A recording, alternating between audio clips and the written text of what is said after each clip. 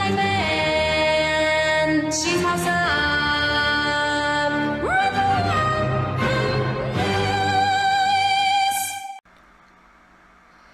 Well, hello there, you late night people. Midnight Banshee here, and I thought I'd share with you some of what makes my music taste a little bit random. In fact, one of the artists that has been greatly influenced in my collection, these are all albums by wonderful singer by the name of Mari Iijima, and this is her second to newest album. This is Sharp as a Knife and Sweet as Strawberries. You can get this on her website. I'll have a link down in the description. You just go to marimusic.com, click on the store, and you can find it. And she has a newer album now called Awakening that I've heard samples of so far, and is really awesome. So if you get a chance to, I highly recommend picking this up. But this one has some really awesome songs on it, including the title track. You also have Black Chandelier. You've got Rock and Roll Saved My Life, and it's a really, really cool album. In fact, if you open this up, it's got a bit of a gatefold effect to it, and it's got the album on the inside, and it's got some liner notes, a really nice black CD in there, really sharp.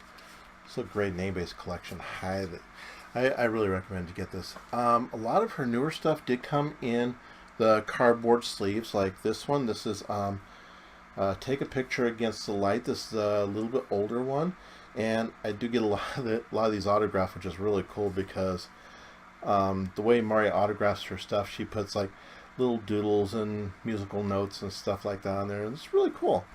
This one, again, is a gatefold. In fact, it opens all the way up, and you got a lot of liner notes in there. You've got a nice picture in there, and then of course the CD fits right in there, and it's just really awesome album. This is actually one of my more favorite recent ones because this one's got Pink Bed, Blue Bed, which is a great rockin' track, and then right after it, you got Time to Unite, which is one of those songs that I'd almost picture singing around the campfire with a guitar because it just has that really cool vibe to it that I really, really like.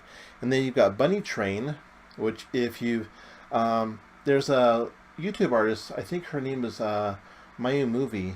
I forget if I've screwed this up, please forgive me. But she does hand-drawn animation music videos to some of these songs, and she did one for Bunny Train that I thought was really cool. It was really awesome. So if you get a chance to check out her movies too. Another recent one, well, not quite as recent, that I've really come to like. This one's called Silent Love, and this one was done back in 2003. So this is rather, it's not too long after she started going independent. She went independent back in the 90s, starting with No Limit, and this album is really good because this has got one of my favorite tracks on it. In fact, it's the last track on there. It's track 11, Is This Love, which is a great song, especially if you're out cruising around and you just want a really nice, good, energetic song to really get down with. This is a really good song to go to. Lucid Dreams, the first track, is also really awesome. So again, a lot of these you can get on her website, or you can go to CD Baby. If you can't find them in those two places, check Amazon, maybe even check eBay, because some of the older stuff, some of the stuff that was before she went independent, is probably on there. Speaking of older releases, this one I did find on eBay. I found this in really good shape. This one's called Is This Love, and this is on Moon Records. And what's cool about this is that this is like really super thick for a CD release. But there's a reason for that. Because when you open it up, you not only have the CD itself, and you open that up, and it's got a cool picture inside, and it's got the disc, which is a nice red color. And I really like any CD that's any color other than just plain silver, because after a while, you see one silver CD, you see them all. The really cool thing I like about this one is that this comes with a booklet, which has like pictures in it, and it's got, let's see, it's got a lot of pictures, a lot of pictures from like back in the day. She's got things like I Love Music in here. She's got some concert pictures and really nice, thick, really thick booklet for a CD. And that's what it mainly is. I mean, I'm really glad I picked this one up. This one's a nice find.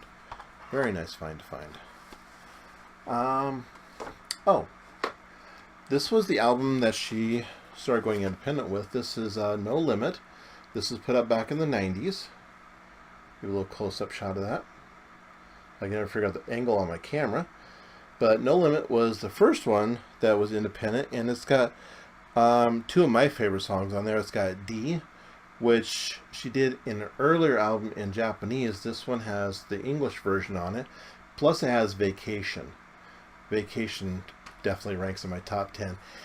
If you get a chance to check out my video of 10 Mari Iijima songs that you really should hear, I'll put a link to that one or a link somewhere here in the video that you can go check that out too, because those songs, top notch. Really recommend them. If you can't find No Limit, but you can get it reprinted. There are some copies left on her website, so if you go to marimusic.com, you can still get this album. There's a few left, so get this. If you can't get this, there's also Gems, which was songs from her first two albums, first two independent albums. And that's got a lot of the really good music on it too. Now, of course, she did a lot of other stuff besides, well, the thing that first drew my attention to her back in the early 90s was, of course, the one thing that everybody finds out about her which was Macross, because she did the original Japanese voice for Lin Minmay. Of course, if you only watched the American version of Robotech, you didn't hear her because it wasn't her in the Americanized version. It was another gal by the name of Reba West, which I have no idea where the producer found her from. But later on, when ADV Films redid Macross, Mari actually came back and did the English voice of Minmay for that. And if you find the DVDs, there's actually in the extras, you get actually you'll see interviews with Mari in there. So definitely check those out. She did do another short film in Japan called Green Tear.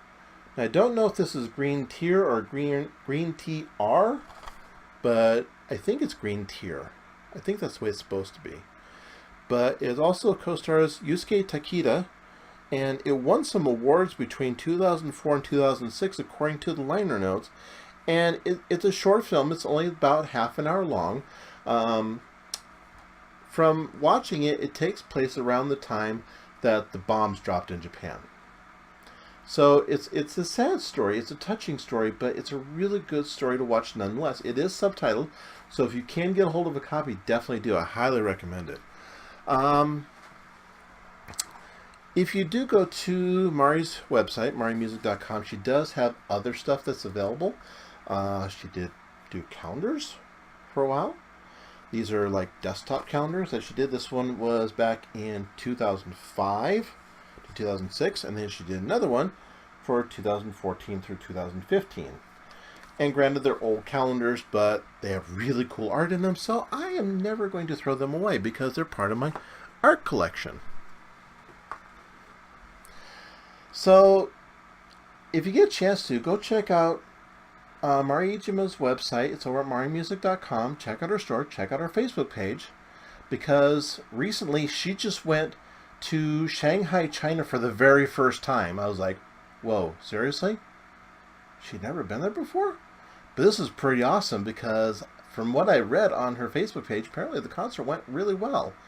And then afterwards she came back and went to Macross World and did a concert over there too. So she definitely loves going out and seeing her fans and her supporters, and unfortunately I've only had a chance to see her live once, but maybe someday in the future I'll get a chance to see another live performance. But if you ever get a chance to, especially if you're in the LA area, sometimes she goes out and does concerts at one of the restaurants down there in LA. She goes to a place called Genghis Cohen, and if you follow her on her Facebook, every once in a while you'll see where she'll do another gig there, and hopefully she'll keep doing them there. So if you get a chance to, it's definitely a great place to go check out her music.